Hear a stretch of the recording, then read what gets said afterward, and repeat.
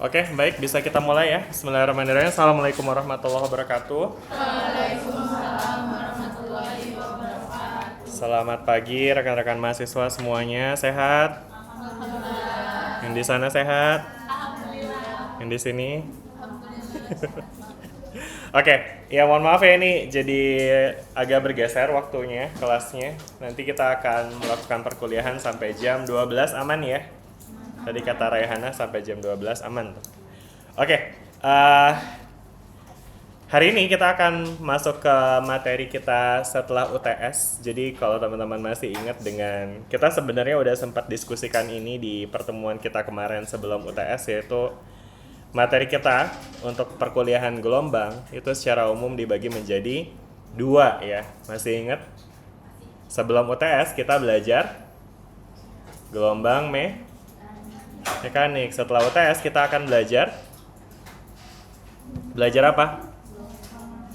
Gelombang elektromagnetik, betul ya. Dan gelombang elektromagnetik itu nanti akan sangat erat kaitannya, atau mungkin kita bisa memulai dengan ini nih, 4 persamaan ini dengan bentuk integral dan juga diferensial yang kalau kita lihat gimana kira-kira? Pusing atau enggak? Pernah lihat ini nggak sih sebelumnya? Pernah ya? Pernah paham ini sebelumnya? Langsung dengan yakin gitu ya. Oke, but it's okay teman-teman, gak usah panik dulu karena saya nggak pengen kelas kita menjadi kelas yang horor begitu. Atau dari kemarin udah horor juga ya. Gelombang tuh kemarin juga sama nggak sih? Pelajarannya tuh bahas persamaan, nurunin persamaan gitu juga nggak sih? Jadi ya sebetulnya udah punya mental yang cukup lah ya harusnya ya untuk menghadapi persamaan-persamaan di gelombang elektromagnetik pun. Ya tapi ya saya akan mencoba untuk teman-teman bisa mengunyah dengan baik begitu. Oke, namun untuk agar dapat bisa mengunyah materi kita hari ini dengan baik, mungkin teman-teman kita perlu untuk review dulu ya beberapa konsep terkait dengan listrik dan magnet ya. Idealnya teman-teman sudah pernah mengambil mata kuliah listrik dan magnet, betul ya? Lagi, oke. Paling nggak di Fisdas 2 deh. Di Fisdas 2 itu kan cukup bahasannya tuh tentang listrik magnet juga ya, kalau teman-teman ingat ya. Oke, mungkin kita mulai dengan diskusi soal listrik dulu teman-teman ya, atau interaksi antara partikel bermuatan. Jadi kalau teman-teman ingat, inti dari materi di tentang kelistrikan atau listrik statis ya. Di dalam konsep listrik statis itu kita punya muatan ya kan. Di mana muatan itu kita bisa bagi menjadi 2 jenis, apa aja? Muatan positif dan negatif. Muatan negatif. Apa bedanya muatan positif sama muatan negatif?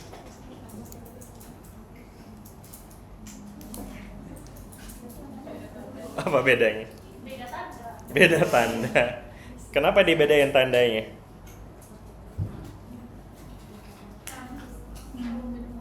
Karena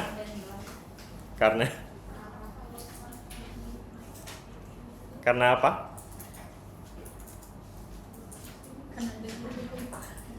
Gak apa-apa, sepikiran teman-teman aja. Again, di kelas saya pengen lebih baik diskusi ya. Gimana?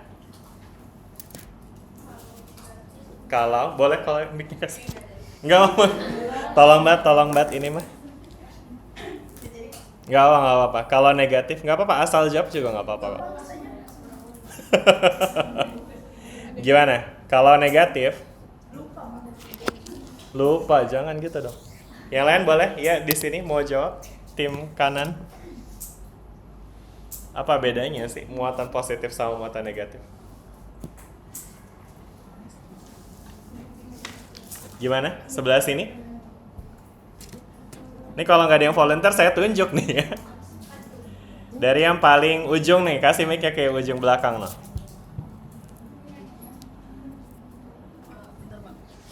Oke, gimana tuh bedanya muatan positif sama muatan negatif?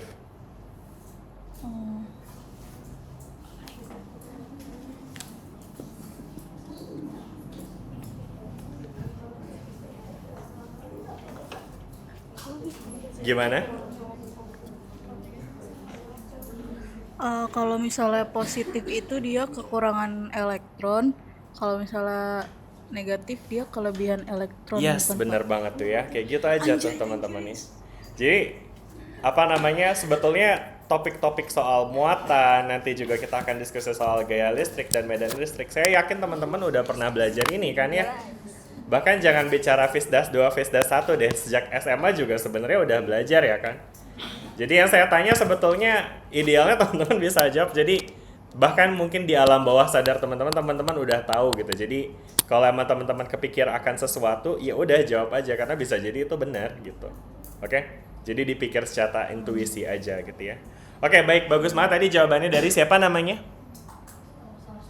Salsabila. Kata salsabila, muatan positif sama negatif itu beda di jumlah elektronnya ya. Muatan positif itu adalah muatan yang atau benda yang mengalami kekurangan elektron begitu ya. Sedangkan benda bermuatan negatif itu adalah benda yang mengalami kelebihan elektron. Betul, karena memang muatan itu ditentukan oleh jumlah elektronnya dan bagaimana hubungan antara atau kesebandingan antara elektron dengan proton di dalam atom begitu ya. Karena kita tahu atom itu kan mengandung proton ya. Ketika suatu atom atau suatu benda memiliki jumlah elektron yang sama dengan jumlah protonnya, maka dia dikatakan sebagai benda yang tidak bermuatan begitu ya. Sedangkan kalau misalnya kelebihan elektron dia jadi negatif, kalau kekurangan elektron dia jadi positif. Betul banget tuh kayak gitu ya kan. Jadi dari sini kita tahu bahwa ini ditentukan oleh elektronnya gitu ya. Ini minjem istilah salsabila berarti ini dia adalah kekurangan elektron. Sedangkan kalau yang ini dia kelebihan elektron gitu ya kan. Nah, sedangkan eksistensi elektron sendiri sebetulnya kalau kita ngomongin soal sejarah, elektron itu diketahui belakangan gitu ya, ketimbang teori muatan gitu ya. Jadi sebelumnya orang sebetulnya udah tahu bahwa benda itu bisa memiliki muatan sebelum mereka tahu ada yang namanya elektron gitu ya. Dari mana taunya? Taunya dari interaksi antara dua benda bermuatan ya kan. Teman-teman masih ingat interaksi antara dua benda bermuatan gimana? Kalau kita punya dua benda yang sama-sama muatannya positif, maka mereka akan tolak menolak. Kalau sama-sama negatif, kalau yang satu positif, yang satu negatif, nah itu kan gampang ya gitu-gitu aja sebenarnya teman-teman ya. Jadi kita tahu bahwa benda bermuatan dapat berinteraksi ya kan, atau dapat menghasilkan gaya listrik antara satu sama lainnya. Karena tolakan atau tarikan yang dirasakan oleh benda bermuatan itu esensinya adalah gaya begitu ya. Gaya listrik begitu ya kan. Dan kemudian kita juga di FISDAS maupun di fisika SMA kita udah belajar tentang gaya listrik ini, ya enggak? Apa tuh gaya listrik? Ini muatan kan biasanya kita simbolkan dengan Q ya. Misalkan kita punya dua benda bermuatan Q1 dan Q2 yang terpisah sejarak R gitu ya kan. Nah, maka kedua benda tersebut akan mengalami gaya yang besarnya. Kalau saya nanya besar artinya nanya rumus ya. Apa nih rumusnya?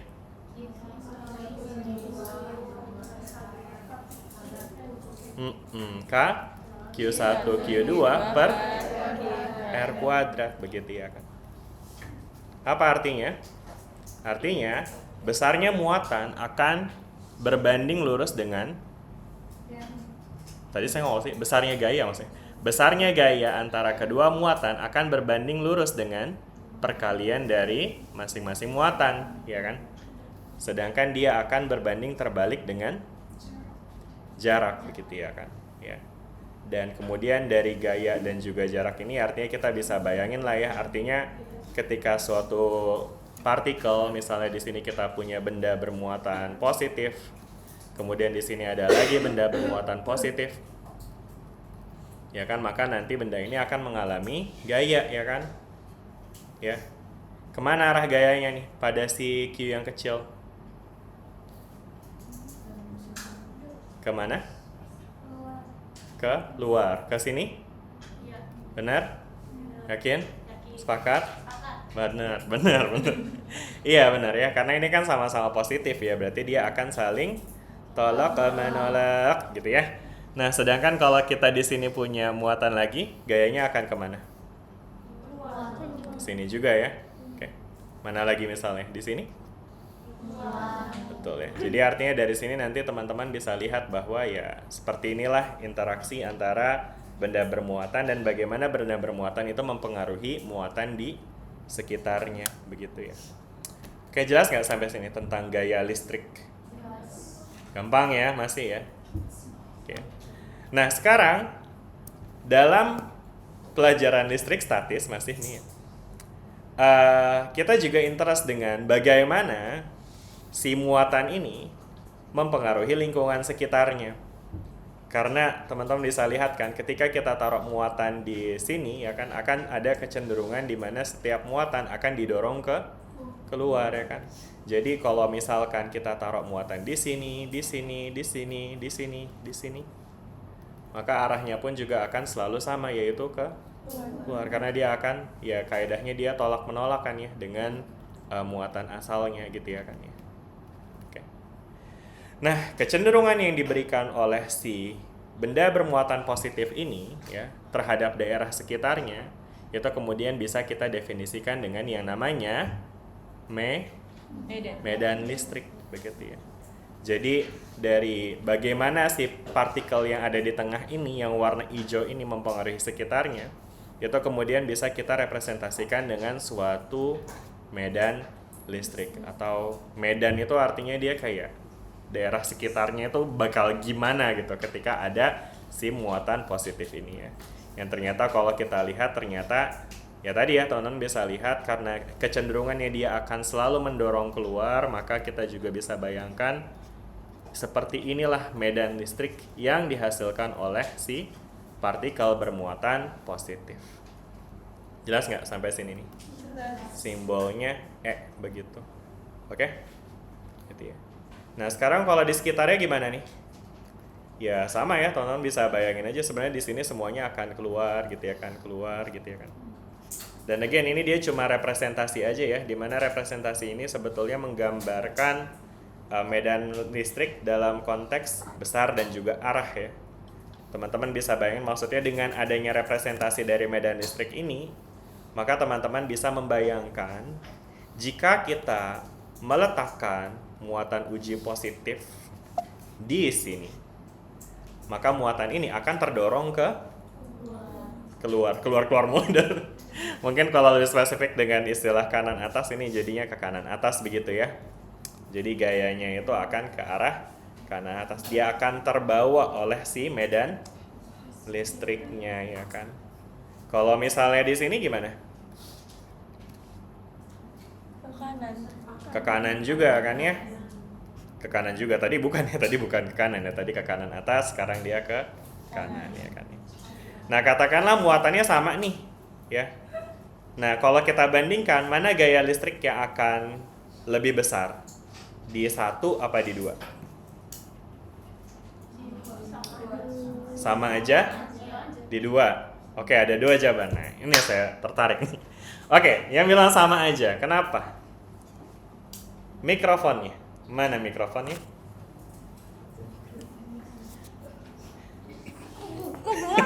Oh ya. Udah, kamu aja ya tadi tuh. Udah kamu aja benar-benar tuh yang tadi tuh yang di tengah. Kasih balik lagi, kasih balik ke dia. Ayo, Naya. Nah, siapa namanya? Naya. Gimana Naya? Arahnya sama. Arahnya sama. Oke. Boleh ngomong begini? Karena arahnya sama. Karena arahnya sama. Terus muatannya juga. muatannya juga sama. Oke, ya makasih ya Naya. Udah kan gitu doang jawabnya. Enggak, kalau salah nggak dicambuk gitu kan ya, enggak ya? Ya, enggak apa ya? Oke, sekarang tim B gimana tim B? Tadi ada yang bilang beda kayaknya di sini ya. Siapa tadi yang bilang beda? Ih, kenapa sih ya teman-teman ngomong? Kalau menurut saya Mikrofonnya dulu. medan listriknya lebih besar di situ. Medan listriknya lebih besar di yang mana? Di Q2. Di Q2. Tolong di... Nih, giliran gak disuruh ngomong dia. Ntar kamu boleh ngomong barengannya. Oke, ini dulu. Kenapa nih Alexa? Siapa? Athena ya? Bukan ya? Siapa sih ini namanya? Ariel Marva. Kalau Atana yang mana ya? Sana. Oh, salah ya. Oh, yang ini. Oke. Ini siapa namanya? Ariel. Ariel. Aduh, maaf ya belum hafal namanya. Oke, Ariel gimana? Menurut saya medan listrik dari Q2 lebih besar. Karena Karena dia dekat sama muatan sumbernya. nice, bener banget ya. Jelas ya? Di sana yang belakang sama mau jawab kayak gitu juga? Iya, betul tuh teman-teman ya. Jadi dari sini teman-teman bisa lihat bahwa kalau kita bandingkan seperti ini, gaya listriknya ini dia lebih kuat di Q2. Kenapa? Karena tadi kita tahu bahwa gaya listrik itu berbanding terbalik dengan jarak. Sehingga kalau kita lihat jaraknya sama apa beda nih antara Q1? Beda. Berarti mana yang lebih besar? Karena R-nya lebih kecil, begitu ya kan ya. R-nya lebih kecil, jaraknya lebih dekat, sehingga gayanya akan lebih besar ya kan. Nah, sedangkan kan muatannya kan katanya sama nih, ya kan? Oh, tadi saya belum menampilkan definisinya. Jadi kan tadi ini adalah representasi vektornya ya dari medan listrik ya. Sedangkan untuk besar dari medan listrik, karena di sini kita mendapatkan medan listrik untuk setiap muatan ya yang berada di sekitar Q besar ini, maka medan listrik itu didefinisikan sebagai gaya listrik per satuan muatan, begitu ya. Sehingga kuat medan listrik itu somehow itu akan bisa kita kaitkan dengan gaya listriknya juga gitu ya. Jadi artinya karena tadi kita tahu bahwa gaya listrik di Q2 lebih besar ya, sedangkan muatannya sama, itu artinya medan listriknya juga akan lebih besar nih di sini. Jelas nggak sampai sini nih teman-teman? Medan listriknya di sini akan jadi lebih besar. Oke? Ada pertanyaan nggak sampai sini? Ya. Nah sekarang bagaimana nih untuk tadi kan kita punya representasi medan listrik menggunakan panah ya, di mana arah dari panah ini akan kita bisa gunakan untuk menentukan arah dari medan listriknya ke arah mana. Nah, sedangkan besar dari medan listrik itu somehow teman-teman juga bisa interpretasi. Gimana cara interpretasinya? Nah, ini cara interpretasinya adalah teman-teman lihat dia itu garisnya padat apa renggang ya. Kalau kita bandingin nih antara medan listrik di 2 dan di 1, teman-teman bisa lihat di medan listrik di 2 itu garisnya lebih berdekatan ya enggak? Sedangkan kalau di Q1 medan listriknya garisnya itu lebih berjauhan. Artinya medan listrik di Q2 itu lebih besar karena dia terlihat lebih rapat. Sedangkan medan listrik di Q1 itu lebih lemah karena garis-garis medannya itu lebih renggang. Jelas sampai sini? Udah ya. Nah, ini adalah medan listrik yang dihasilkan oleh sebuah partikel bermuatan ya. Nah, sekarang gimana kalau sekarang kita punya 2 partikel? Kalau kita punya 2 partikel, kira-kira medan listriknya akan seperti apa? Tentu kita tahu masing-masing partikel kita akan menghasilkan medan listrik yang berarah seperti ini, betul? Betul. Ya kan? Nah, sekarang kalau misalnya kita mau cari tahu nih di titik ini dia medan listriknya bakal ke arah mana, itu kira-kira gimana teman-teman cara analisisnya?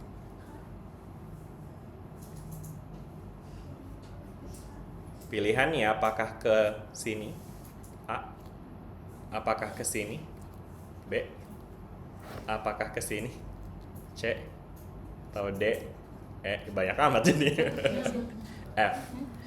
Gitulah. Gimana? Arahnya kemana? Boleh nggak yang mau jawab angkat tangan dulu? Interaksinya gimana? Sebelah sini deh, tadi saya dengar ada yang menjawab F. Gimana tuh? Boleh kasih penjelasan kenapa F?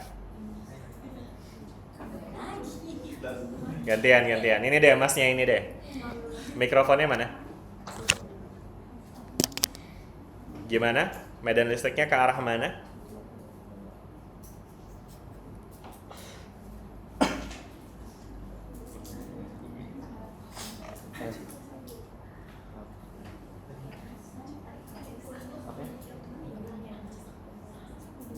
Diskusinya langsung aja kali Mbak, Mas, di sini aja.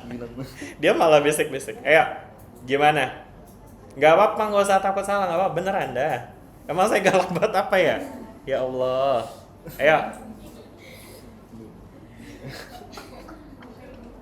Ini kenapa sih pada trauma jawab ya kayaknya ya? Mama Pak Esmar kalau salah diguyur air panas gitu enggak kan? Enggak kan? Yuk. Ke arah mana? Nggak mau jawab? Masih mikir? Sebelah sini coba, ada nggak? Jawaban. Yang di belakang deh, yang jilbab coklat, kemana kira-kira? Boleh dipegang dulu mic-nya?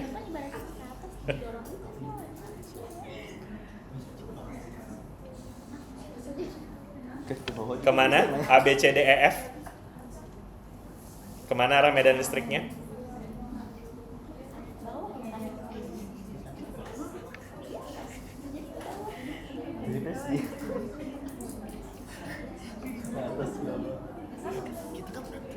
Masih mikir? Oke, kembali ke tim sebelah kiri.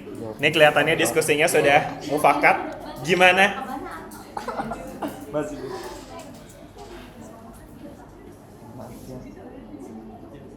Gimana?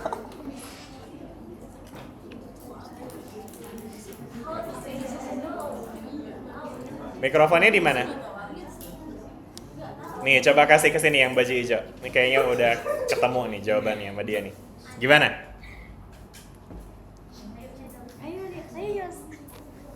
Karena ini Pak. Kemana dulu? Kemana dulu? Ke atas Pak, yang F Pak. F. Kenapa Iya. kayak yang F? Karena kan titiknya itu, karena kan di sini kedua muatannya itu kan sama-sama positif kan ya Pak. Betul. Nah jadi menyebabkan gayanya itu tolak menolak dan akhirnya dia tuh ke atas gitu Pak. Tolak menolak. Siapa yang tolak menolak? Gaya positif keduanya Pak. Dua-duanya tolak menolak. Iya. Kan tolak menolak antara mereka berarti begini dong. Benar kok, udah benar. Oke, saya kasih tahu ya, benar jawabannya F, tapi bisa lebih tadi, Gini. Pegangin aja.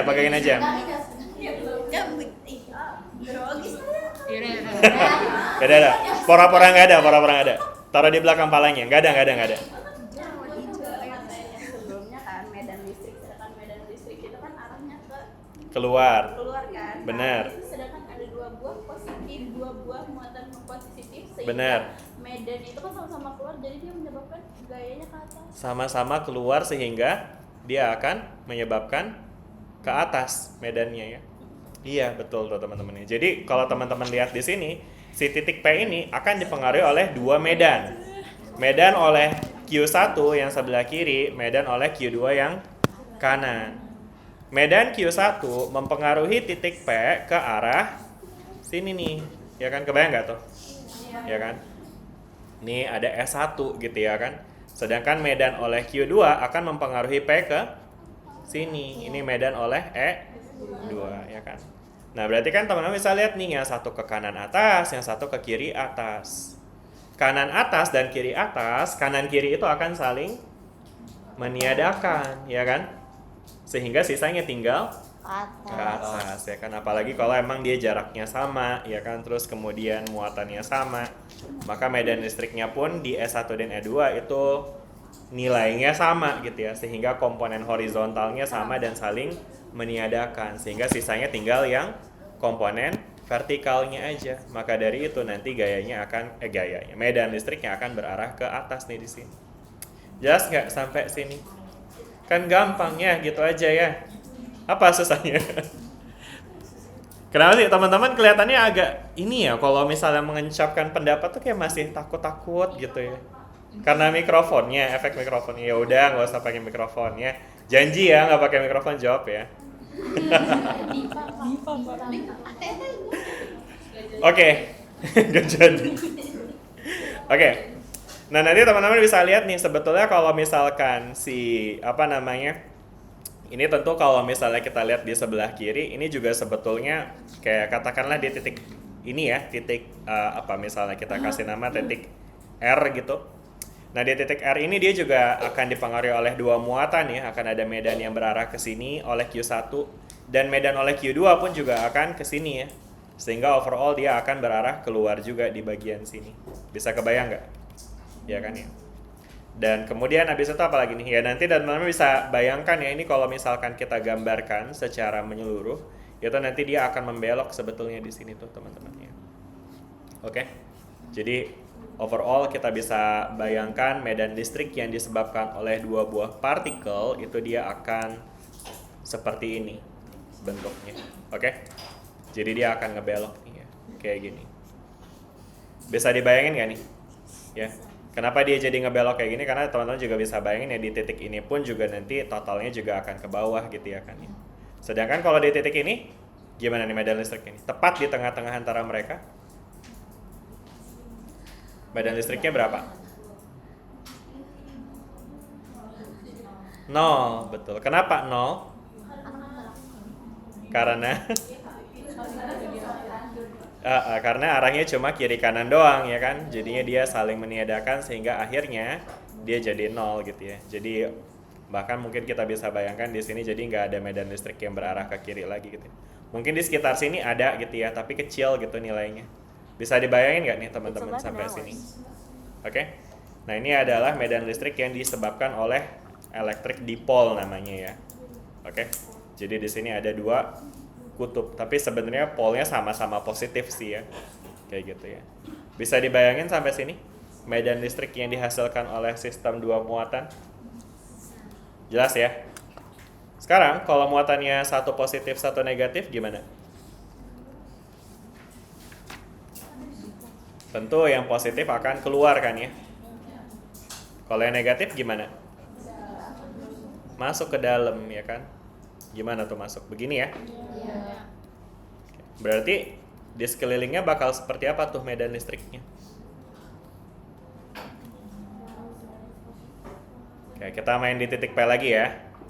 Kemana arah dari medan listrik di titik P? Pilihannya ada 8. A, B, C, D, E, F, G, H. Udah H aja.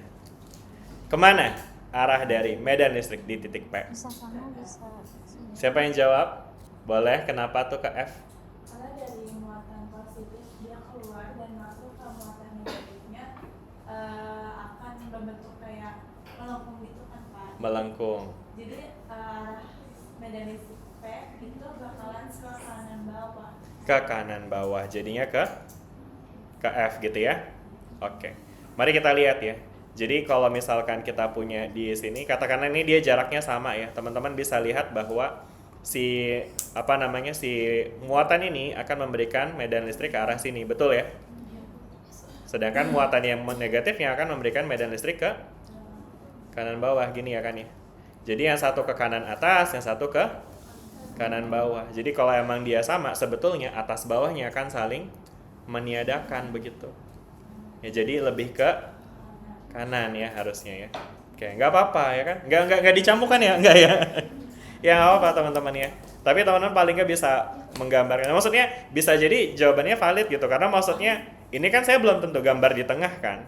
Dia bakal ke kanan kalau emang dia benar-benar di tengah gitu. Artinya kiri kanannya tuh sama gitu ya. Lain cerita kalau misalnya gitu ya, ini lebih dekat ke arah sini misalnya. Ya kan? Nah itu nanti dorongan yang ini, medan listrik oleh si E1 itu nggak akan sekuat medan listrik oleh si E2 gitu, karena kan lebih dekat, kebayang nggak? Ya, maka pada kasus ini nanti dia akan ke kanan dan ke bawah seperti yang dijawab sama siapa? Siti Nur Aisyah, panjang Aisyah aja ya. Oke, sama Aisyah kayak gitu teman-teman. Jadi dia bisa aja ke arah bawah begini. Bisa dibayangin nggak sampai sini nih? Oke ya. Nah, jadi secara umum teman-teman bisa lihat ya di sekitar sini dia itu akan ada kecenderungan untuk melengkung kayak gini ya kan ya. Jadi sebenarnya nanti kalau kita teruskan itu nanti medan listriknya more or less akan terlihat seperti inilah kurang lebih.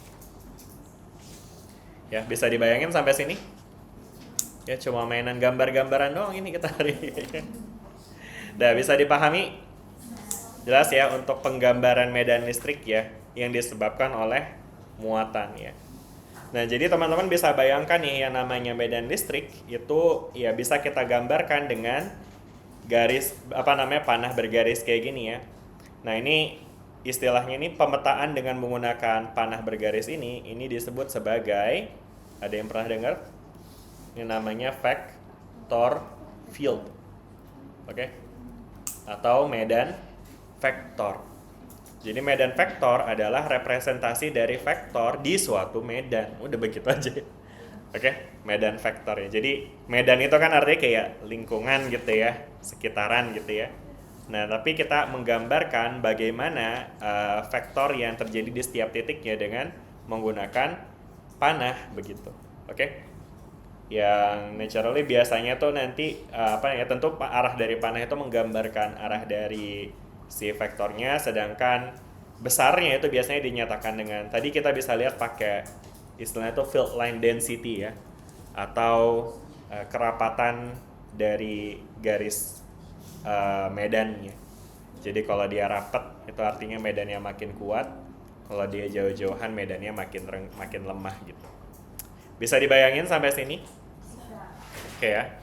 Nah nanti ini tuh sebetulnya jadi prerequisite ya, atau hal yang teman-teman harus pahami tentang konsep vector field ini, karena di dalam persamaan Maxwell ini nanti kita akan bermain dengan divergen dan juga curl, yang dia itu merupakan diferensial yang bekerja dalam arah 3 dimensi gitu ya. Jadi dalam konteks medan gitu, makanya jadi teman-teman pertama harus mengerti dulu nih bagaimana representasi dari medan vektor, oke? Gitu ya. Sampai sini dulu, ada pertanyaan nggak? Udah? Jelas? Oke. Nah, kemudian untuk hal yang lebih lanjutnya di sini nanti kita akan bermain dengan ini ya, istilahnya ada divergen dan juga curl ya. Nah, namun untuk dapetin idea tentang bagaimana divergen dan curl itu bekerja, sebenarnya saya ada suatu video yang sepertinya ini menarik untuk saya tampilkan ke teman-teman semua. Sebentar. Hopefully internetnya lancar. Kalau nggak ada internet, saya pasang wifi dulu. Oh, udah ternyata. Bentar ya.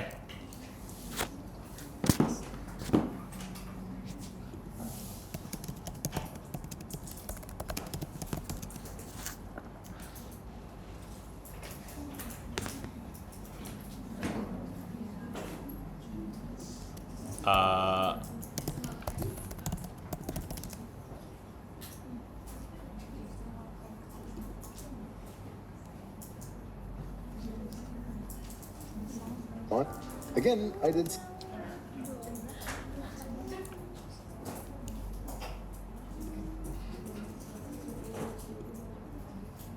Oke.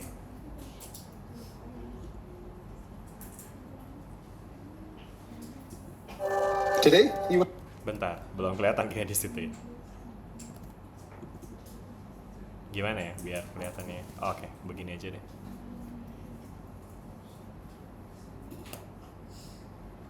Audio.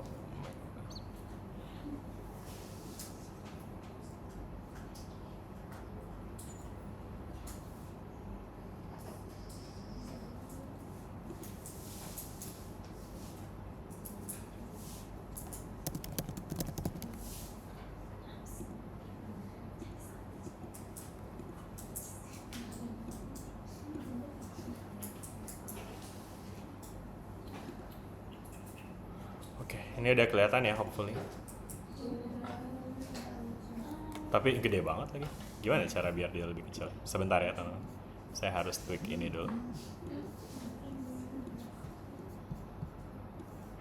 Oke, there you go. Ya, kitanya jadi ketutupan ya guys.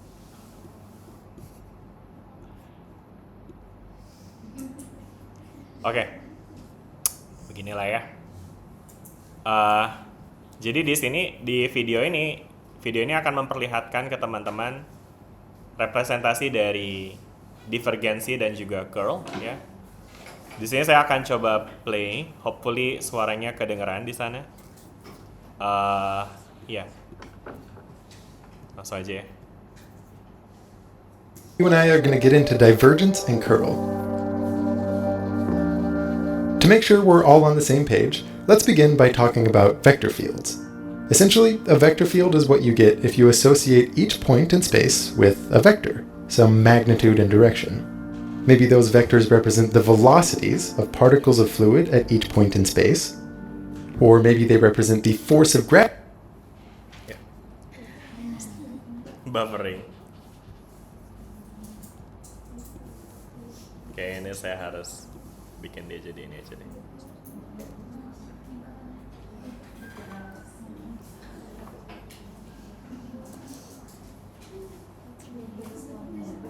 Gravity at many different points in space. Or maybe a magnetic. Sebentar ya. Saya perlu mundurin lagi dulu kayaknya.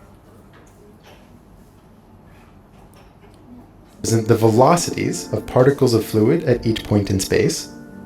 Or maybe they represent the force of gravity at many different points in space. Oke. Nah ini gambar yang ini tuh mirip dengan yang kan tadi kita diskusiin ya. Cuma bedanya ini menggambarkan medan apa? Medan gravitasi ya. Medan gravitasi.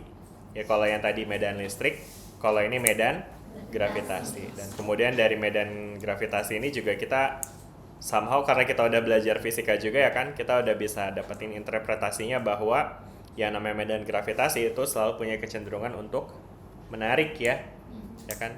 Dan kemudian teman-teman juga bisa interpretasikan kuat dari medan gravitasi ini berdasarkan, nah ini agak tricky ya karena kalau kita gambarkan pakai field lines mungkin rada ribet ya. Jadi kalau di sini dia untuk menggambarkan kuat lemahnya itu dia pakai warna nih. Ya. Teman-teman mungkin bisa interpretasi ya dari warnanya kita bisa ngelihat bahwa di bagian sini medan listriknya makin kuat, medan gravitasinya paling kuat ya. Makin jauh dia makin lemah gitu ya kan. Sedangkan di titik yang jauh ini dia akan kayak agak ada pembelokan ya karena dia dipengaruhi oleh kedua benda tersebut begitu ya. Oke, jelas ya sampai sini ya. Kita lanjut ya. Or maybe a magnetic field strength. Quick note on drawing the. Ini kalau untuk medan magnet ya. Nah ini yang mungkin juga penting ya untuk menggambarkan gelombang elektromagnet ya. Jadi kalau di medan magnet itu dia itu akan bisa diinterpretasi dari medan yang berarah keluar ya dari kutub utara dan dia masuk di kutub selatan begitu.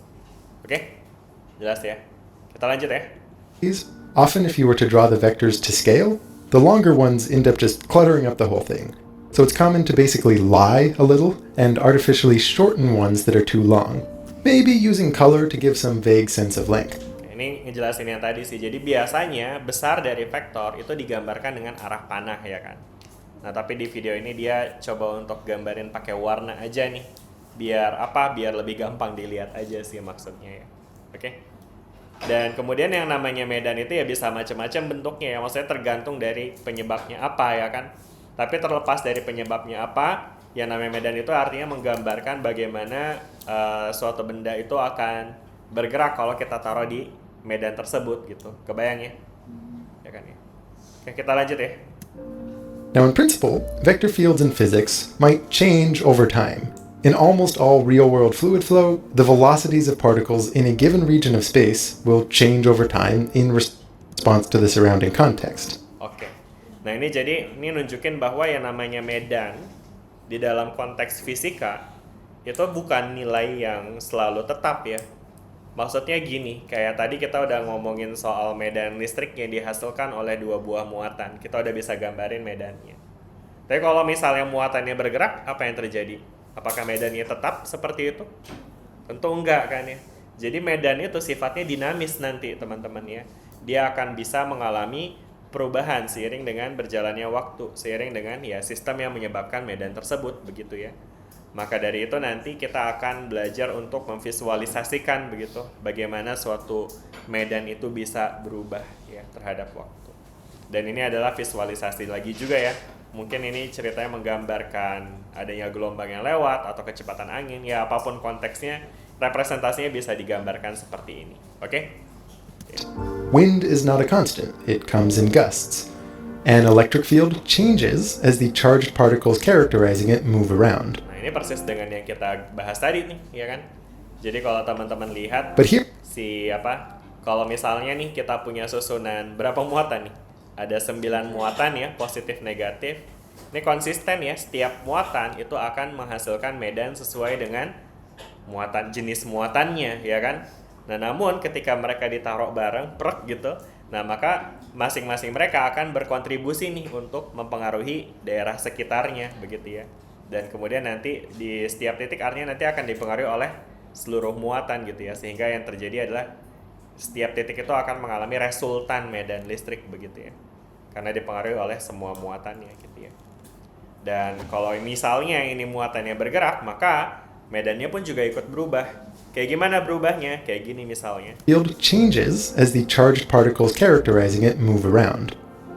But here, we'll just be looking at static vector Kebayang ya? Ya, mana? Jauh amat. particles characterizing it move around. Nah, ini teman-teman bisa lihat ya. Tuh ketika dia makin jauh ya dia bakal kayak gini, kayak gini. Ya kan? Ya pokoknya berantakan lah intinya. Jelas nggak sampai? Kenapa? Ada pertanyaan?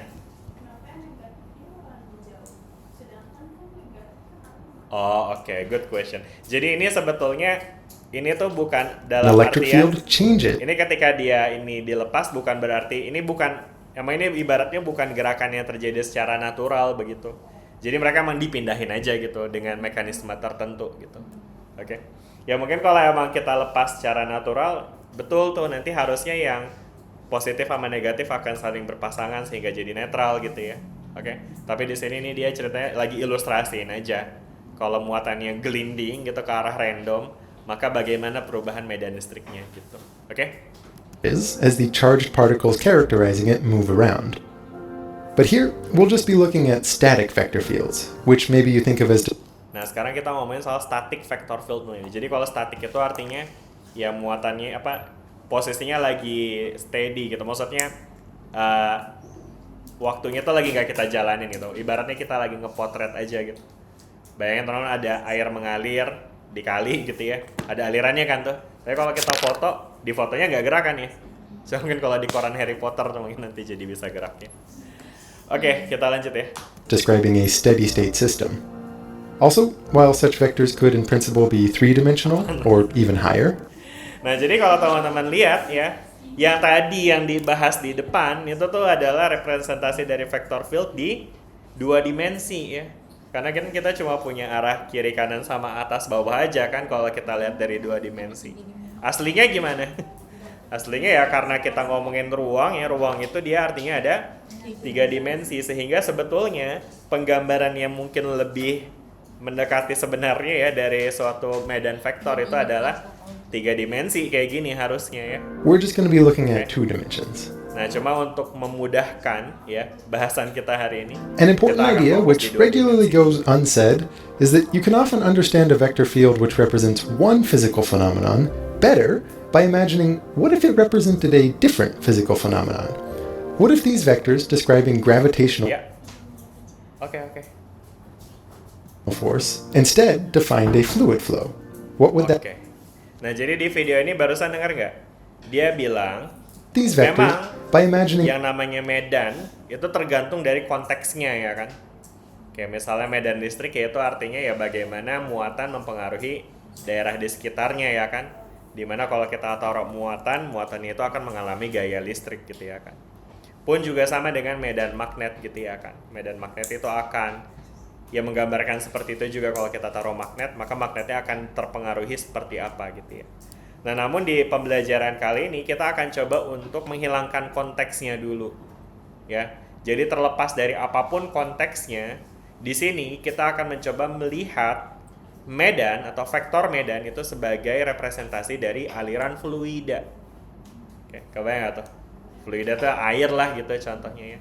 Jadi ibaratnya nih kalau teman-teman dikasih gambar vektor medan seperti ini, teman-teman harapannya bisa membayangkan bahwa di dalam vektor ini itu terdapat aliran fluida yang mengalir what if it represented a different physical phenomenon? Oke. What if these vectors describing gravitational force instead defined a fluid flow? What would that flow look like? Ya, ini fluid flow jadinya ya. Oke, kebayang ya. And kalau what can the misalnya properties- representasi kayak gini misalnya nanti maka teman-teman mungkin bisa bayangin ini kayak pusaran air gitu. Kebayang nggak? Teman-teman taruh air di wastafel terus dikumpulin, ditutup dulu lubangnya terus dibuka. Nah, itu nanti bakal jadi ini nih representasi dari medan yang arahnya inwards gitu yang ke dalam. Bisa dibayangin ya. Oke. of that flow tell us about the original gravitational force? And what if the vectors defining a fluid flow were thought of as describing the downhill direction of a certain hill? Does such a Nah ini apa lagi? Ruang dan waktu. Ini interpretasi lagi aja sih. Jadi maksudnya kalau teman-teman tadi misalnya bayangin di sini kita punya dua muatan nih, muatan positif sama muatan negatif. Kebayang nggak? Muatan positif akan menghasilkan medan yang arahnya ke keluar. Muatan yang negatif arahnya ke dalam. Sehingga kalau kita bayangin pakai aliran air, itu ibaratnya kayak pancuran gitu ya kan dari keran. Kebayang nggak sih? Yang arahnya keluar gitu ya kan. Sedangkan si muatan negatif itu akan menjadi lubang ya, yang tempatnya si airnya itu bakal keluar. Kebayang tempat masuk gitu ya kan, inward. Jadi keluar di keran, masuk di lubang. Bisa dibayangin? Nah, ini kerannya nih, teman-teman nih. Jadi ini air keran dari atas bisa kebayang. Sedangkan ini lubangnya gitu. Maksudnya teman-teman juga bisa bayangin, jadi artinya adanya representasi ini namanya nih curve, apa sih namanya? Ini namanya kurvatur ya. Jadi si curvature ini itu dia ya tadi menggambarkan medan juga sebetulnya. Jadi kelengkungan dari kurvatur ini menggambarkan kuat lemahnya medan juga gitu. Oke. The hill even exist? And if so, what does it tell us about the original flow?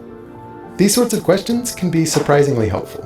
For example, the ideas of divergence and curl are particularly viscerally understood when the vector field is thought of as representing fluid flow, even if the field you're looking at is really meant to... curl dengan menganalisis dia sebagai aliran fluida dulu nih ya. Nah nanti bakal berkaitan nih Describe dengan apa something yang akan else. kita pelajari selama setengah semester ke depan terkait dengan electricity Like dan an electric magnetism. field. Ya. Here, take a look at this vector field and think of it. Nah ini vector field dari muatan ya. Ini kita bahas tadi ya. Clear ya dengan bagaimana medan ini bisa muncul ya. Karena masing-masing muatan itu memberikan pengaruh terhadap daerah sekitarnya ya. Sedangkan setiap titik yang ada di medan ini itu dia dipengaruhi oleh seluruh muatan ya. Oke, jelas sampai sini? Oke. Kita lanjut ya. Each vector as describing the velocity of a fluid at that point. Nah, sekarang teman-teman bisa bayangin tadi ya, si arah dari panah ini, dia tuh bisa kita bayangkan sebagai kecepatan dari fluida yang mengalir di medan ini. Bisa dibayangin? Jadi ibaratnya teman-teman bisa bayangin ada fluida yang ya tadi ya, ngikutin panahnya aja dah pokoknya ya. Sehingga teman-teman bisa bayangin nih di bagian yang inwards kayak gini, ibaratnya apa nih tadi jadinya? Kayak sinkhole gitu ya. Kayak tempat aliran air yang masuk. Sedangkan kalau yang positif ini apa? Keran. Kayak keran tadi ya. Atau sumber mata air gitu ya kan. Kayak mata air yang keluar gitu. Oke? Lanjut ya. Notice that when you do this, that fluid behaves in a very strange, non-physical way. Around some points, like these ones, the fluid seems to just spring into existence from nothingness, as if there's some kind of source there. Some other points act more like sinks, where the fluid seems to disappear into nothingness. Nah ini istilah yang umum juga sebenarnya digunakan di textbook fisika ya. Jadi yang arahnya keluar itu tadi, itu kan kita bisa bayangin sebagai sumber mata air ya. Dalam bahasa Inggris sumber artinya bahasa Inggrisnya apa? Source ya. Kalau lubang tempat masuknya air disebutnya apa? Sinks. Oke, jadi ini source sama sinks. Source itu yang keluar, sinks itu yang masuk. Di sini dia akan gunakan terminologi itu kelihatan. Kita lanjut ya. Lanjut nggak nih? Lanjut ya. The divergence of a vector field at a particular point of the plane tells you how much this imagined fluid tends to flow out of or into small regions near it. Nah ini udah mulai masuk nih definisi dari divergen. Apaan tuh divergen? Divergen itu yang tadi nih, yang ada segitiganya. Segitiga tuh gimana? Gini, gini. Segitiga. Ya, tapi habis itu ada titik. Bukan yang silang ya, yang titik. Divergen itu jadi kayak apa namanya nabla dot medannya gitu ya. Nah, divergen ini kata dia apa tadi? Coba ya kita ulang lagi ya. Ini suaranya kedengeran nggak sih? Kedengeran ya. Saya coba mundurin lagi dikit ya. Kita mulai dengan divergen. Or like sinks, where the fluid seems to disappear into nothingness. The divergence of a vector field at a particular point of the plane tells you how much this imagined fluid tends to flow out of or into small regions near it. For example, the divergence of our vector field, evaluated at all of those points that act like sources, will give a positive number. And it doesn't just have to be that all of the fluid Oke, kebayang nih tadi nih teman-teman dengan definisi divergen jadinya. Jadi divergen ini menggambarkan berapa banyak medan vektor yang keluar dari suatu titik ya. Ini titiknya ini direpresentasikan pakai lingkaran kecil ya. Jadi nanti teman-teman bisa bayangin kalau kita bikin lingkaran kecil di suatu medan vektor, nah nanti teman-teman bisa bayangin tuh arah panah yang keluar itu berapa, nah itu si divergen. Oke. Kalau dia keluar dia jadinya positif sehingga kalau kita taruh di sini, ini divergennya jadi 1 nih kata dia. Oke. will give a positive number. Jadi positif nilainya. And it Di sini doesn't juga sama tuh ya divergennya 1 just have to be juga. that all of the fluid is flowing away from that point. The divergence would also be positive Gitu ya. Nah, divergen juga bisa dipakai untuk analisis daerah kayak gini nih. Oke. Kalian bisa bayangin ini medan vektornya nih. Di sebelah kiri sepi, di sebelah kanan rame ya kan ya. Jadi kalau kita bikin lingkaran di sini, ya kan, maka lebih banyak yang masuk apa lebih banyak yang keluar tuh? Yang keluar, makanya jadi divergennya ini akan tetap positif pada kasus ini ya. Jelas nggak sampai sini nih? Ya karena banyak yang keluar kan ya. Jadi again divergen itu berapa banyak medan yang keluar dari suatu lingkup gitu ya. if it was just that the fluid coming into it from one direction was slower than the flow coming out of it in another direction. Nah ini istilah slow sama fast ini juga berkaitan dengan kuat dari medannya ya. Karena teman-teman again bayangkan medan ini sebagai aliran dari fluida ya kan. Maka besar dari medan itu akan berkaitan dengan seberapa cepat dia ngalir gitu ya. Jadi kalau medannya pendek, kecil berarti dia bisa dibayangin kayak alirannya lambat begitu. Kalau yang panahnya panjang berarti alirannya cepat gitu ya. Sehingga kalau kita ambil lingkup di sini nanti divergen ya jadinya positif. Jelas nggak sampai sini? Lanjut ya. Since that would still insinuate a certain spontaneous generation. Now on the flip side, if in a small region around a point there seems to be more fluid flowing into it than out of it, the divergence at that point would be a negative number. Nah itu ya. Jadi sekarang kebalikannya ya. Kalau sekarang lebih banyak yang masuk, maka divergennya akan jadi negatif ya. Jelas sampai sini nih? Jadi divergen akan positif kalau lebih banyak yang keluar dan akan negatif kalau lebih banyak yang masuk. Gampang kan ya, gitu doang ya. Remember, this vector field is really a function that takes in two-dimensional inputs and spits out two-dimensional outputs. Nah ini ya, jadi tadi ya teman-teman cara kita menggambarkan divergen itu tentu itu akan berkaitan dengan medan kan ya. Sedangkan medannya sendiri itu kan berdasarkan perhitungan ya. Dan untuk perhitungan dari medannya itu ke arah mana itu bisa kita nyatakan dengan notasi vektor nih. Masih ingat nih vektor punya komponen X, Y, dan Z tentunya kalau ngomongin 3 dimensi. Tapi kalau dalam 2 dimensi ya dia jadinya ya kayak gini nih ya. Jadi ini F itu ceritanya berapa medan dari apa sih namanya? Ini vektor F biasanya gaya ya. Ya jadi let's say berapa gaya yang bekerja pada titik ini ya. Jadi ini inputnya tuh berupa koordinat ya. Atau posisinya ada di mana ya. Ini dia udah pakai color code ya, jangan bisa lihat ya, ini yang warna pink itu menentukan posisi titiknya ada di mana. Sedangkan yang warna kuning itu menggambarkan panahnya bakal gimana. Ya. Ini nilainya positif menggambarkan dia ke kanan. Yang ini yang negatif menggambarkan dia ke bawah. Makanya panahnya jadi ke kanan bawah begitu ya. Jelas nggak nih dengan representasinya? Kita lanjut ya.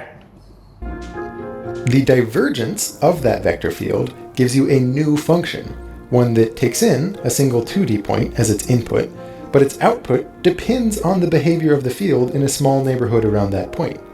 In this way, it's analogous to a derivative. Nah, kebayang nih maksudnya jadinya. Jadi sekarang, kalau kita tadi kan itu adalah si fungsi f-nya ya kan. Jadi si fungsi f-nya itu kan menggambarkan tadi kan vektornya akan ke arah mana ya kan untuk setiap titik tertentu ya kan. Nah sekarang tadi cara kita untuk melihat divergen itu kan kita ngelihat berapa banyak panah yang masuk dan berapa banyak panah yang keluar ya kan.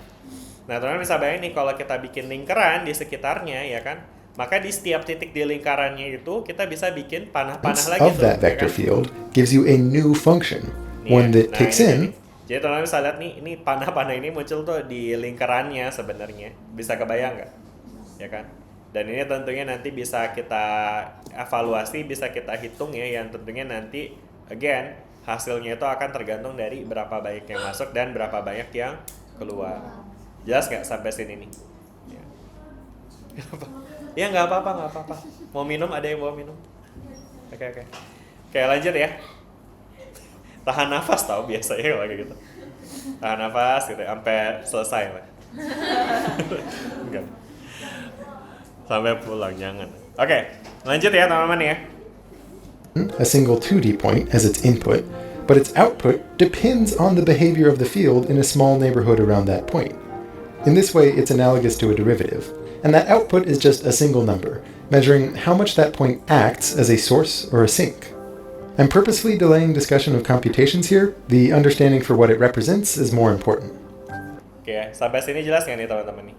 Ya makanya jadi nanti komputasinya nanti kita akan belajar juga ya. Komputasi itu artinya cara ngitungnya ya.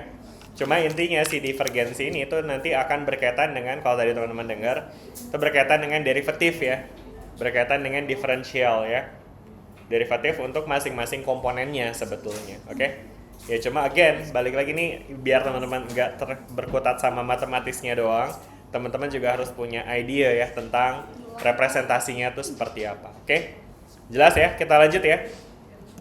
Notice, this means that for an actual physical fluid, like water, rather than some imagined one used to illustrate an arbitrary vector field, then if that fluid is incompressible, the velocity vector field must have a divergence of 0 everywhere. That's an important constraint on what kinds of vector fields could solve real-world fluid flow problems. For the curl at a given point, you also think about... Udah ya, itu untuk divergensinya dulu. Ada yang mau tanya nggak sampai sini untuk divergensi? Ngitungnya nanti ya, di pertemuan berikutnya. Mungkin hari Jumat lah baru kita ngitung ya. Sekarang kita nge-YouTube dulu ya. Ada yang mau tanya buat divergensi? Aman semua? Udah ngerti ya interpretasinya ya? Mudah-mudahan. Insya Allah. Baik, kita lanjut ya ke yang berikutnya ya. Berikutnya ada apa nih sekarang? Curl. Oke, apa itu curl? Mari kita lihat. About the fluid flow around it, but this time, you ask how much that fluid tends to rotate around the point. As in, if you were to drop a twig in the fluid at that point, somehow fixing its center in place, would it tend to spin around? Oke, apa tuh katanya tadi teman-teman? Dengerin nggak? Jadi kalau curl ini sekarang berkaitan dengan apa? Rotasi. Ya. Jadi bedanya sama divergensi tadi adalah kalau divergensi itu kita ambil lingkaran kecil terus kita tinjau berapa banyak yang masuk, berapa banyak yang keluar ya kan.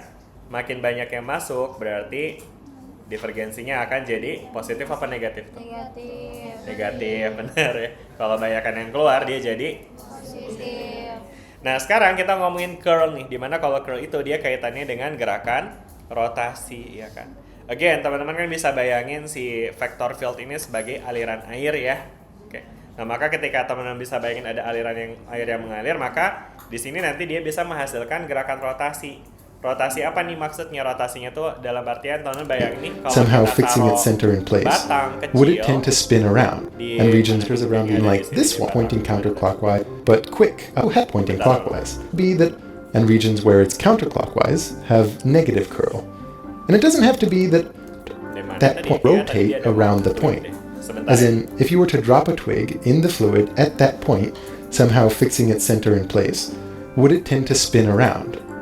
Regions where that rotation is clockwise are said to have positive curl. Oke. Nah, jadi untuk menentukan arah rotasi ini mungkin bisa teman-teman bayangin, teman-teman taruh kayak batang gitu di tengah lingkarannya. Kebayang nggak tuh batang? Batang horizontal gitu ya. Oke. Nah, nanti kalau misalnya aliran airnya begini, berarti kan batangnya muternya begini ya. Searah jarum jam gitu ya kan. Sedangkan kalau misalnya dia berlawanan arah, ya udah dia jadinya kayak gini ya kan muternya. Bisa dibayangin? Ya. Nah ini apa ekspresi dari si curl. Jadi curl itu menggambarkan bagaimana putarannya, seberapa kuat dia muter dan ke arah mana. Oke? Ya. Kalau dia searah jarum jam, maka ini kesepakatannya curlnya itu nanti akan jadi negatif nih. Sedangkan kalau berlawanan arah jarum jam, nanti curlnya jadinya positif. Oke? Gitu ya. And regions where it's counterclockwise have negative curl. And it doesn't have to be that all of the vectors around the input are pointing counterclockwise. Nah ini teman-teman bisa lihat ya, sebenarnya curl ini kan atau rotasi ini bisa muncul karena adanya arah vektor yang berlawanan ya, kalau teman-teman lihat ya. Kayak misalnya nih kita lihat di bagian sini, ini curlnya ini bisa muncul gara-gara ada vektor yang berarah ke atas, dan di bawahnya ini ada vektor, di atas ya ada vektor berarah ke kanan, ya kan? Di bawahnya ada vektor berarah ke kiri, ya kan? Nah, jadi kepelintir lah dia, jadi muter. Ya artinya pada titik ini nanti ada nilai curlnya, nilainya negatif gitu, oke? Nah, tapi apakah dia harus berlawanan arah? Clockwise, or all of them are pointing Jadi clockwise. nanti kita bakal A point lihat, inside a region like this kayak one, misalnya for example, kayak gini would nih. also Kalau teman-teman lihat di have sini kan dia non-zero. ada arahnya sama semua ya. Oke. Nah, tapi kuatnya beda nih, ya kan? Yang atas lebih kuat, yang bawah lebih lemah. Sehingga kalau kita taruh batang di situ pun dia juga tetap akan zero curl, muter since juga the flow ya. is slow at the bottom but quick up top, resulting in a net Nah, jadi clockwise kayak gini. influence. Bisa bayangin nggak? Muternya jadinya kayak gini. Sehingga And nanti really- curlnya jadi apa? Positif apa negatif kalau kayak gini? Sarah Jeromnya tadi apa? Negatif ya, jadi curlnya di titik ini negatif gitu. Kan gampang ya, tinggal lihat gitu-gitu doang ya. Lanjut ya. True proper curl is a three-dimensional idea, one where you associate each point in 3D space with a new vector characterizing the rotation around that point according. Nah ini ya teman-teman, jadi kalau kita lihat dalam 3 dimensi, sebenarnya lingkaran yang tadi kita lihat itu akan lebih menyerupai bola begitu, oke? Ya jadi mungkin kalau untuk divergensi dari bola gampang ya, teman-teman bisa bayangin again sama definisinya kayak tadi ya, berapa banyak yang masuk ke bola dan berapa banyak yang keluar gitu ya. Kalau banyakan yang masuk nanti divergensinya banyakan yang masuk apa? Negatif. Kalau banyakan yang keluar positif. Nah ini juga sama, nanti dia ada rotasinya ya kan ya. Nah tapi instead of positif negatif, ini tuh nanti dia akan ya arahnya akan lebih spesifik lagi jadinya ya. Oke. Nah ini yang nanti juga akan ngebedain antara divergensi sama curl ya, dimana divergensi itu ada positif negatifnya, dia itu artinya dia tuh ya literally nanti nih hasilnya jadinya skalar gitu ya. Sedangkan kalau curl itu ketika dia diputar itu nanti arah putarannya itu ditentukan oleh arah tegak lurus yang bisa kita tentukan dengan kaidah tangan kanan dan seterusnya lah ya, yang pakai cross product. Intinya nanti resultnya jadinya adalah vektor lagi gitu ya. according to a certain right-hand rule. And I have plenty of content from my time at Khan Academy describing this in more detail if you want.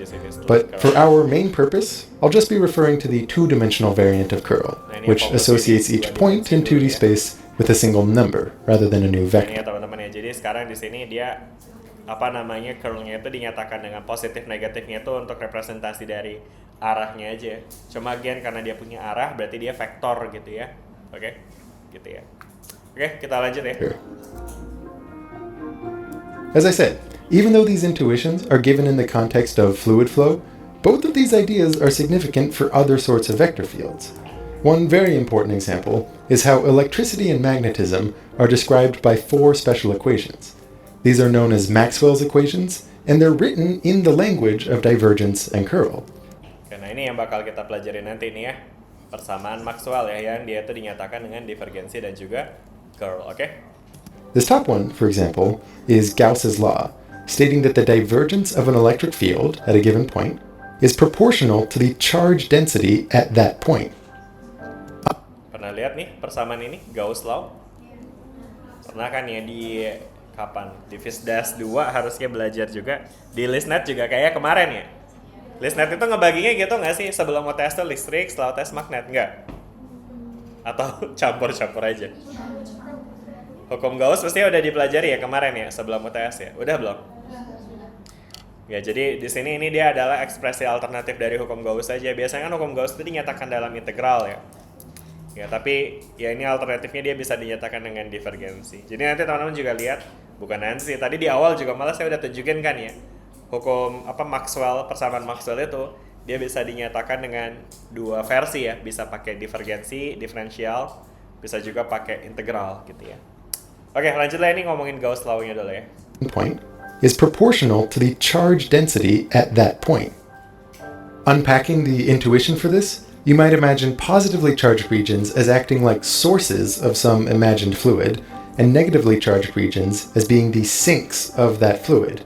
And throughout parts of space where there is no charge, the fluid would be flowing incompressibly, just like water. Oke, ini ngerti nggak maksudnya itu tadi?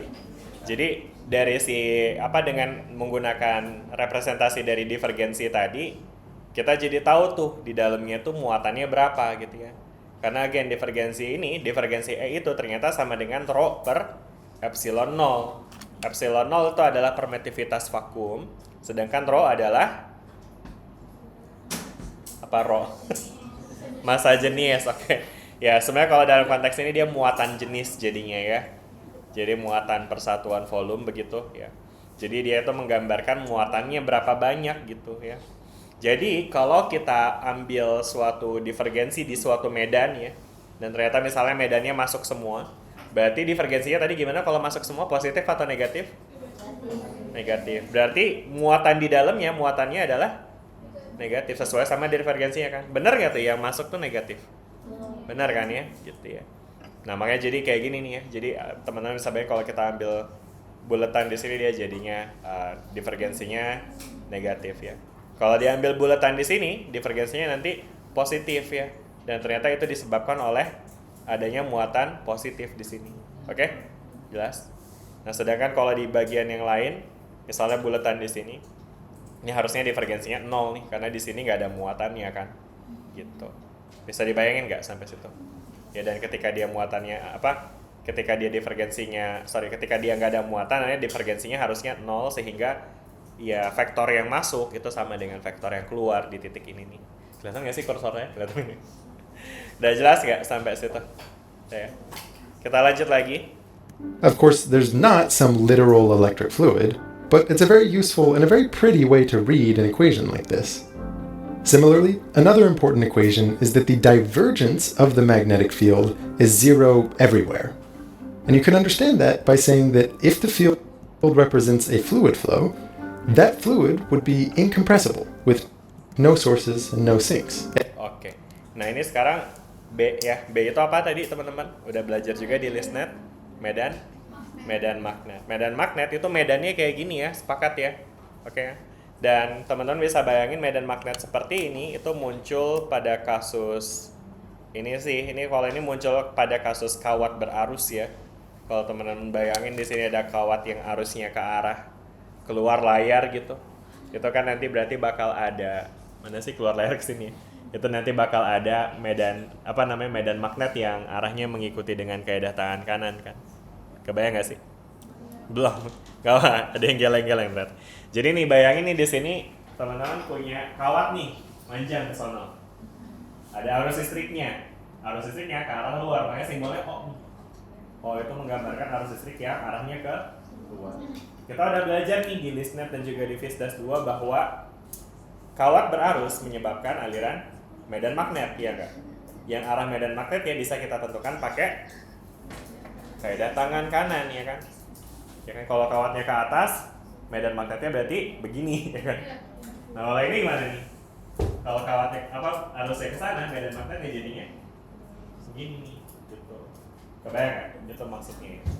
Sedangkan kalau untuk yang simbol X, itu dia menggambarkan kawat yang masuk gitu ya, listriknya masuk sehingga medan magnetnya jadinya masuk kayak gitu ya. Oke. Nah sekarang ini divergen B 0 katanya ya. Nah ini kita bisa tinjau dengan ya tadi kita bisa ambil, misalnya kita ambil lingkaran di sini ya kan. Ternyata di sini nggak ada yang masuk, nggak ada yang keluar kan ya. Maka berarti divergensinya jadinya 0 gitu ya. Dan ternyata dimanapun ini nanti divergensinya juga 0 nih. Kalau teman-teman ambil di sini misalnya, dia divergensinya juga akan 0 dan seterusnya gitu. Oke? Udah ya.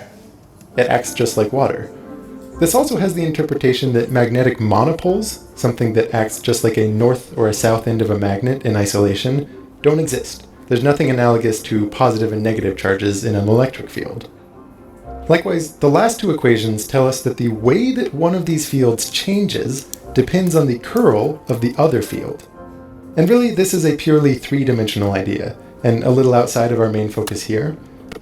Oke, nah ini nanti ini sebenarnya di video ini cuma jelasin sampai representasi itu doang sih. Nah cuma Teman-teman karena udah belajar tentang kalkulus juga ya, udah ngambil kalkulus kan. Do B per do T itu artinya apa sih? Ini nih yang atas nih persamaan nomor 3. Kan curl E sama dengan negatif do B per do T. Do B do T apa artinya? Turunan? Turunan parsial siapa?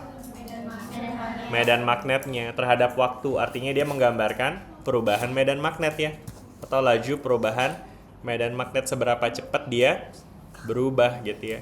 Jadi artinya dari sini, karena tadi kita udah belajar tentang curl ya, jadi adanya curl dari E ya, kalau itu tadi putaran kan ya. Jadi kalau kita ngelihat ada putaran dari medan listrik E, maka itu akan menyebabkan perubahan medan magnet B gitu. Jelas ya sampai situ ya. Oke. But the Dan point is that sebaliknya divergence nanti and curl arise in curlnya si context. B nih digambarin pakai warna kuning ini, itu juga dia bisa menyebabkan do E per do T gitu ya, yang artinya laju perubahan medan listrik begitu. That are unrelated to flow.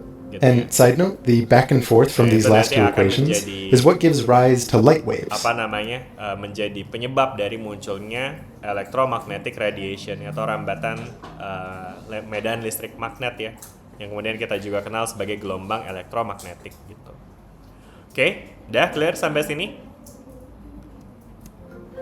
And quite often, these ideas are useful in contexts which don't even seem spatial in nature at first. Udah sih mestinya sampai situ dulu. Ada pertanyaan nggak? Udah ya, jelas ya teman-teman ya sampai sini ya. Oke, ini saya bisa close deh kayaknya. Oke, udah ya. Tadi ya representasi dari tadi, jadi kita udah belajar tentang representasi dari curl, divergensi dan juga curl ya. Oke. Udah ada yang mau tanya sampai sini? Udah cukup? Oke, kita masih ada waktu 15 menit lagi. Jadi saya rasa mungkin sekarang kita bisa masuk ke bagian yang hardcore-nya ya. Itu tentang penurunan rumus yang saya sebenarnya di sini juga masih pakai referensi yang sama sih. Kayaknya Pak Esmar sering pakai referensi dari buku Paint juga deh. Teman-teman ada yang udah punya buku Paint? Ada? Nggak ada? Selama ini belajar dari mana? Textbooknya apa? Hah?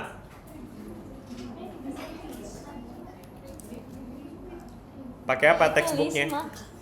Pak Esmar belum pernah kasih ini. Judulnya Physics of Vibrations and Waves dari Hajah Paint. Nggak Hajah juga kayaknya ya. Paint. Udah punya belum buku ini? Punya. Punya, emang kenapa diem-diem aja ditanya? Punya. Ya, jadi nanti teman-teman juga bisa lihat ya semua materi belajar yang saya gunakan insya Allah ya selama setengah semester ke depan itu nanti akan dari sini gitu ya. Oke.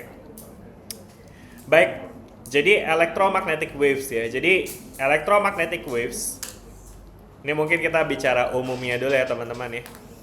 Ada yang bisa sebutin contoh dari electromagnetic waves? Gelombang elektromagnetik. Contohnya Cahaya mungkin, Pak. apa? Cahaya, good. Apalagi? Gelombang radio, good. Apalagi? Gelombang mikro, good. Apalagi? Gelombang inframerah, good. Gamma, good. Sinar X, good. Ultraviolet, good. Benar, gitu kan? Gampangnya teman-teman. Iya, benar semua ya yang jawab. Boleh kita kasih tepuk tangan. Oke. Ya, jadi gelombang elektromagnetik terlepas dari apa penyebabnya ya, kita bisa klasifikasi berdasarkan panjang gelombang dan juga frekuensinya, ya kan? Kalau kita urutkan dari frekuensi yang paling paling rendah ya di sebelah kiri dan frekuensi yang semakin tinggi ke sebelah kanan, maka kita bisa kategorikan seperti ini ya. Yang paling rendah di sini ada gelombang radio ya. Sedangkan makin ke kanan ini kita punya gelombang gamma ya, sinar gamma, sinar X gitu ya kan. Waduh. Nah, kemudian yang kedua, kita juga tahu bahwa berdasarkan persamaan gelombang, kecepatan sama dengan lambda dikali Kali apa? C sama dengan lambda kali T. Dikali T ya? Kali T. Kali T. Lambda kali apa? Ih lupa. Ih, serius ini nggak tahu. Ih lupa. Hah? Lambda dikali Frekuensi. Mana kok masih ragu gitu loh. Benar ya, lambda dikali frekuensi ya kan. Ya, mungkin kalau teman-teman ragu, bener nggak sih rumusnya gitu. Teman-teman bisa ingat aja sebenarnya kan yang namanya kecepatan ya kan. Gimana sih cara mengukur kecepatan? Itu adalah jarak dibagi dengan waktu ya kan. Nah, sehingga kalau kita ngomongin kecepatan gelombang, itu kita bisa ambil dari jarak satu gelombang dibagi dengan waktu yang dibutuhkan untuk melakukan satu gelombang. Jarak dari gelombang alias panjang gelombang itu adalah, sedangkan waktu untuk melakukan satu gelombang adalah periode. Ya kan? Nah, ini jadi rumusnya tuh begini ya kan, lambda sama V sama dengan lambda dibagi periode ya kan. Sedangkan kalau periode sendiri itu kan adalah 1 per frekuensi ya. Makanya jadi kalau sepertinya kita ganti dengan F, jadilah V sama dengan lambda dikali F begitu ya kan. Kan gampang ini ya, rumus SMP malah ini ya lebih turun lagi. Jangan lupa ya. Oke, jelas kan? Maksudnya teman-teman jangan mikir kejauhan gitu. Apa yang kita pelajari ini sebenarnya masih konsisten kok dengan apa yang kita pelajari waktu SMA sama SMP gitu. Jadi kalau teman-teman ngerasa kayaknya dulu pernah belajar ini deh, sebut aja gitu. Oke? Ini bukan hal baru gitu tuh, cuma ditambah dikit-dikit doang gitu ya. Ini pun juga kayak tadi bisa nyebutin semua karena pernah belajar nggak sih waktu SMA, SMP gitu ya kan? Masih hafal tuh ya kan bahkan. Nah, mungkin bagus buat teman-teman juga untuk ingat nih urutannya gitu ya, biar bisa teman-teman dapat ide mana yang termasuk frekuensi tinggi, mana yang termasuk frekuensi rendah ya. Karena berdasarkan karakteristik itu tentu berbeda ya, karena frekuensi itu juga bisa kita kaitkan dengan energi. Makin tinggi frekuensinya, energinya juga bakal makin gede, daya tembusnya biasanya makin besar gitu ya. Makanya kayak kita bisa pakai sinar X untuk ronsen gitu ya kan, untuk melihat struktur tulang, lihat paru, karena dia bisa nembus badan gitu ya kan. Tapi katanya nggak boleh sering-sering ronsen ya. Kenapa tuh nggak boleh sering? Sinarnya kenapa? Berbahaya kenapa? Karena mengandung radioaktif. Betul, bisa memicu radioaktif, betul ya. Karena terutama sinar gamma sih, sinar gamma itu dia merupakan produk dari radioactivity particles gitu ya. Salah. Gitu, jadi dia bawa energi gitu, dan energinya itu bisa menyebabkan ionisasi molekul-molekul yang bisa menyebabkan mutasi dan seterusnya lah gitu ya. Jelas ya sampai sini ya? Sedangkan oh iya, tadi yang saya mau omongin dari rumus ini adalah untuk gelombang elektromagnetik itu nanti kita akan bahas juga soal kecepatannya, tapi tentu teman-teman sudah tahu bahwa kecepatan dari gelombang elektromagnetik itu nilainya konstan ya. Nilainya C ya kan? Dimana C itu adalah konstanta kecepatan cahaya ya kan? Ya, berapa nilainya konstanta kecepatan cahaya? 3 kali 10 pangkat 8 gitu ya. Nah, sehingga karena dia konstan, maka lambda sama F itu akan selalu berbanding terbalik. Ya, karena lambda sama dengan 1 per F jadinya. Lambda sama C per F gitu ya. Sehingga semakin besar F-nya, lambdanya akan semakin kecil gitu ya. Makanya kalau teman-teman lihat nih, makin ke kanan frekuensinya makin gede, makin ke kanan lambdanya makin pendek gitu ya. Ini kita ngomongin lambda tuh panjang gelombang, ini ngomongin panjang pendek gitu ya. Oke? Gitu ya. Jadi kalau untuk yang frekuensi tinggi, dia daya tembusnya tinggi karena dia udah gitu juga lambdanya lebih pendek ya. Makanya ini sering dipakai untuk teknologi imaging biasanya. Kayak USG gitu juga itu dia pakai ultrasound sih sebenarnya. Beda-beda, USG itu pakai ultrasonografi, pakai frekuensi gelombang suara. Mungkin contoh lainnya adalah apa sih, MRI gitu misalnya. Ya, itu dia biasanya frekuensinya tinggi karena bisa dapetin daya tembus yang tinggi supaya dia bisa mendapatkan gambarannya gitu ya di dalamnya. Sedangkan kalau yang lambdanya panjang itu biasanya tuh jangkauannya yang panjang ya. Makanya ini dia biasanya dipakai untuk komunikasi ya. Kayak radio frekuensi gitu-gitu ya. Oke lah. Udah ya, belajar sampai sini. Masih ingat ya? Inti-intinya aja dulu. Oke. Gitu ya.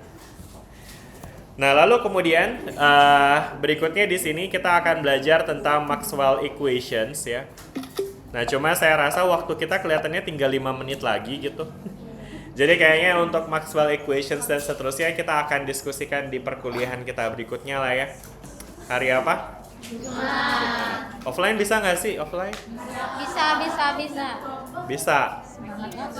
Pagi, jam berapa paginya? 10. Emang harusnya jam berapa sih kita tuh jadwal? 10 kayak gini ya?